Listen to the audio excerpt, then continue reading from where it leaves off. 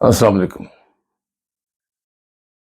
غلام گردش میں طاہر پرواز آپ کی خدمت میں حاضر ہے۔ اسرائیل یا جسے صہیونی قابض فورس کہیں، وہ اب تک اقوام متحدہ کے جو ادارے ہیں اس کے کوئی 288 افراد کو ہلاک کر چکا ہے اور 180 کے قریب صحافی اور میڈیا ورکر انہیں بھی ہلاک کیا گیا ہے۔ اور جہاں تک غزہ اور فلسطین کے دوسرے علاقوں مغربی کنارے پر جو قابض صہیونی ہیں، انہوں نے اب تک کوئی 43,000 سے زیادہ لوگ شہید کیے ہیں اور 1 لاکھ سے زیادہ زخمی ہیں۔ اچھا، اس میں ایک تو یہ باقاعدہ فورس ہے ان کی، اور یہ باقاعدہ فورس اس طرح سے ہے کہ ان میں ہر مرد اور عورت جو اسرائیل کی ہے وہ ان کے لیے 2 سے 3 سال لازمی فوجی تربیت ہے۔ ان کی اپنی باقاعدہ کوئی فوج نہیں ہے اس طرح، اور ہتھیار ان کے پاس دنیا کے سب سے سوفسٹیکیٹڈ ہتھیار، یہ تصور کر لے کہ جو ہتھیار امریکہ کے پاس ہے وہ ان کے پاس بھی ہیں۔ ان کا کوئی ایٹمی ری ایکٹر نہیں ہے، لیکن ان کے پاس ایٹم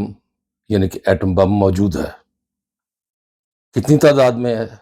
وہ مختلف اس معاملے میں آرا اور رپورٹس ہیں، لیکن دیکھا جائے اگر کہ اس وقت صورتحال کیا ہے گراؤنڈ پر،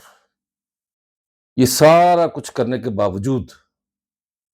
یعنی کہ اتنی تباہی مچانے کے باوجود، اس وقت اسرائیل کے اندر کیا صورتحال ہے۔ اسرائیل میں اگر آپ دیکھیں تو اتنی تباہی سول آبادی کی نہیں ہوئی، لیکن چونکہ وہی سول آبادی فوج کا کام بھی کرتی ہے، تو جو لوگ مر رہے ہیں فوجی، وہ ان کے گھر والے، وہ اس چیز پر یقیناً وہ شکوہ کرتے ہیں، احتجاج کرتے ہیں، اور دنیا میں وہ پیغام یہ دیتے ہیں کہ ہماری قیمت پر آپ یہ جنگ نہ لڑیں۔ اور جبکہ نتن یاہو اس چیز پر مصر ہے کہ وہ گریٹر اسرائیل بنا کر رہے گا۔ اچھا، اس کا گریٹر اسرائیل کا منصوبہ آپ نے دیکھا ہوگا کہ کئی تصویروں میں اس نے جو قریب کے جتنے بھی عرب ممالک ہیں ان کو بھی نشانے پہ لیا ہوا ہے، جن میں اپنا لبنان بھی ہے، شام بھی ہے، حتیٰ کہ عراق بھی ہے اور مصر بھی ہے۔ وہ ان سب کو ملا کر گریٹر اسرائیل بنانے کا خواب دیکھ رہا ہے، لیکن اس کے اندر گھر میں کیا صورتحال ہے؟ چونکہ وہاں پر شہری آبادی پر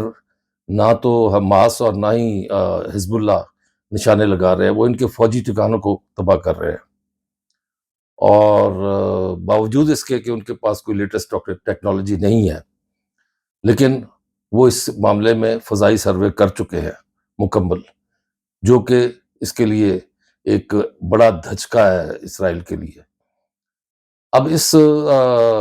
چیز کو انہوں نے آن ایئر بھی کر دیا، حماس نے بھی اور حزب اللہ نے بھی۔ اچھا، لبنان میں حزب اللہ کے علاوہ وہاں پہ لبنان کی اپنی فوج بھی ہے، جبکہ فلسطین کی اپنی کوئی باقاعدہ فوج نہیں ہے، اور یہ حزب اللہ ہی ایک ایسا ہتھیار ہے جو ٹکرا ہے نتن یاہو اور اس جیسے غاصبوں کو۔ اب چونکہ وہاں پہ اسرائیل کے اندر یہ انریسٹ شروع ہو گئی ہے، ایک تو ان کے جو لوگ قید ہیں ان کو واپس نہیں لایا جا رہا، نہ کوئی معاہدہ کیا جا رہا ہے کہ معاہدہ کر کے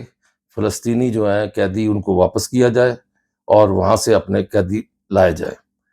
اس دوران کیا ہوا کہ جہاں جہاں پر انہوں نے حملے کی ہے وہاں پر کئی ایسے اسرائیل کے قیدی بھی مارے گئے ہیں، اور ان کی لاشیں واپس کر دی حماس نے۔ لیکن جو سنوار جو حزب حماس کے رہنما ہیں، اسماعیل ہانیہ کے بعد جنہوں نے جگہ لی تھی، ان کو شہید کرنے کے بعد ان کی لاش واپس نہیں کی گئی، اور اس چیز کو انہوں نے اپنے شہادت کے وقت بھی کہا تھا کہ یہ میرے بعد بھی یہ جنگ جاری رہے گی اور فیصلہ کن ہوگی۔ اسی وجہ سے حماس کے جو آ، آ، مجاہدین کہہ لیں ان کو،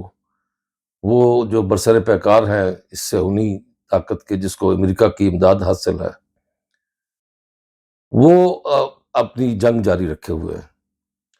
آپ نے اگر دیکھا ہو تصویروں میں تو وہاں پر اب ایک محاصرہ کیا گیا ہے اسرائیل کی جانب سے کہ کوئی سپلائیز نہیں جائیں گی، نہ پانی، نہ خوراک، نہ ادویات۔ اور پانی، خوراک، ادویات تو نہیں جا رہی، لیکن بم گر رہے ہیں اور فوجیں جو ہے نشانہ لے کر لوگوں کو مار رہی ہیں۔ اور یہ جینوسائیڈ یعنی کہ نسل کشی جو فلسطینیوں کی جا رہی ہے، اس کا مقصد واضح ہے۔ ایک تو وہاں پر بالکل کارپیٹ بمبنگ کی ہوئی ہے کہ تہس نہس ہو گیا سارا علاقہ، کوئی بلڈنگ سلامت نہیں ہے۔ اور تو اور انہوں نے اسکولوں پر اور آ، جو ہاسپٹلز ہیں، امدادی مراکز ہیں، ان سب کو نشانہ بنایا، یہاں تک کہ یو این او کو بھی نشانہ بنایا اور انہیں کہہ دیا کہ آپ یہاں سے اپنے دفاتر واپس لے جائیں، 3 مہینے کا آپ کو الٹیمیٹم ہے۔ یہ اسی طرح ہے جس طرح پاکستان والے آزاد کشمیر میں تو یونائٹڈ نیشن کے مبصر موجود ہے، لیکن جو ہندوستان کی طرف مقبوضہ کشمیر ہے، اس میں سے انہوں نے اقوام متحدہ کے مبصرین کو نکال دیا ہے۔ تو بین ہی وہ بھی ایسا ہی کر رہا ہے، اور وہاں پر کوئی اسرائیل سے کوئی آپ کو میڈیا کی رپورٹس نہیں آ رہی، لیکن جو میڈیا رپورٹس آ رہی ہیں وہ اتنی عام نہیں کی جا رہی ہیں، اگر آ جائیں تو ان کو ہٹوا دیا جاتا ہے میڈیا سے۔ تو اس میں صاف طور پر نظر آ رہا ہے کہ جو ریزرو فوجی ہیں انہوں نے جنگ میں حصہ لینے سے انکار کر دیا ہے۔ نہ صرف انہوں نے جنگ میں حصہ لینے سے انکار کیا، بلکہ وہاں کی آبادی اب سڑکوں پر آ گئی ہے اور وہ روز مظاہرے کر رہے ہیں، حتیٰ کہ پہلے تو ہوتا تھا کہ چھٹی کے دن وہ کرتے تھے، لیکن اب تقریباً روز ان کے مظاہرے ہو رہے ہیں اور جلاؤ گھراؤ بھی کیا جا رہا ہے۔ حتیٰ کہ جو نیتن یاہو ہے یہ اس وقت کہیں روپوش ہے، اور اس کو یہ یقین ہے کہ اس کو مارنے کے لیے کوئی اسکواڈ تل ابیب کے اندر موجود ہے، اور اس پر سخت سے سخت پابندیاں لگائی گئی ہیں اس کی موومنٹ پر۔ اور اس نے یہ کیا ہے کہ جو اپنا وزیر دفاع تھا اس کو اس نے ہٹا دیا ہے، بلکہ برطرف کر دیا ہے، اور اس کی جگہ کوئی دوسرا وزیر دفاع لایا گیا ہے۔ یہ کل ہی وزیر دفاع کو ہٹایا گیا ہے، اور وزیر دفاع کے ہٹانے پر بھی وہاں کے لوگوں نے باقاعدہ احتجاج کیا ہے۔ اس کی تو بات ویڈیو فوٹیج تک موجود ہے۔ وہ احتجاج کیوں کر رہے تھے؟ وہ اس لیے کر رہے تھے کہ یہ وزیر دفاع چاہ رہا تھا کہ جنگ بندی ہو جائے، اور وہ جنگ بندی اس لیے بھی چاہ رہا تھا کہ اس وقت جب کہ امریکہ کے الیکشن ہو رہے تھے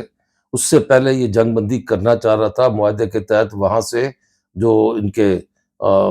لوگ قید ہیں ان کو یہ واپس لانا چاہ رہا تھا، جس پر نیتن یاہو نے اسے فارغ کر دیا، نوکری سے ہی برطرف کر دیا۔ اور اب اس وقت وہاں کی صورتحال یہ ہے کہ اسرائیل کے اندر نیتن یاہو کے خلاف ایک بغاوت کی صورتحال سامنے آئی ہے۔ بغاوت اسی لیے ہے کہ وہاں پہ جو ریزرو فوج ساری ریزرو ہے ان کی، لیکن وہ چونکہ وہاں پہ لوگ اتنے مر چکے ہیں فوجی کہ اب انہیں مزید فوج کی ضرورت ہے، تازہ دم فوج کی ضرورت ہے۔ لوگوں نے جانے سے انکار کر دیا ہے، جس پر ان کی گرفتاریاں بھی ہو رہی ہیں۔ تو یہ جو کیفیت ہے بغاوت کی، یہ اس کے اندر ہی سارا کچھ ہو رہا ہے۔ میں اکثر یہ سوچتا تھا کہ یہ جو حماس اور حزب اللہ ہے یہ ٹارگیٹڈ آپریشن تو کر رہے ہیں، لیکن اس طرح نہیں کر رہے جس طرح اسرائیل جو ہے وہ ان کی رہائشی آبادیوں پر حملے کر رہا ہے۔ اگر ان کی طرف سے حماس اور حزب اللہ کی طرف سے رہائشی آبادیوں پر حملے کیے جاتے تو یہ جو کام اب ہونے جا رہا ہے وہ اس سے بہت پہلے ہو جاتا۔ لیکن جنگ کے کچھ اصول ہوتے ہیں، لیکن جب دوسرا شخص اس اصول پر عمل نہ کر رہا ہو تو پھر اس کو سبق سکھانے کے لیے پھر یہ کہا جاتا ہے کہ everything is fair in love and war. تو everything is fair in love and war کا اگر اصول اپناتے تو پھر اس صورت میں یقیناً یہ جو صہیونی آبادی ہے، ان کی رہائشی آبادیوں پر بھی، ان کے مالز پر بھی، ان کی مارکیٹوں پر بھی، ان کے بازاروں پر بھی، اور ان کے ہسپتالوں پر بھی، اور ان کے درسگاہوں پر بھی حملے ہو سکتے تھے، جو کہ ابھی تک نہیں کیے حماس نے اور حزب اللہ نے. میرا خیال میں یہ جو اس کے اندر انریسٹ پیدا ہوئی ہے، جو یہ بغاوت کی کیفیت اسرائیل کے اندر پیدا ہوئی ہے، یہ کچھ نہ کچھ رنگ ضرور لائے گی. اس کے ساتھ ہی اجازت دیجیے. اللہ نگہبان.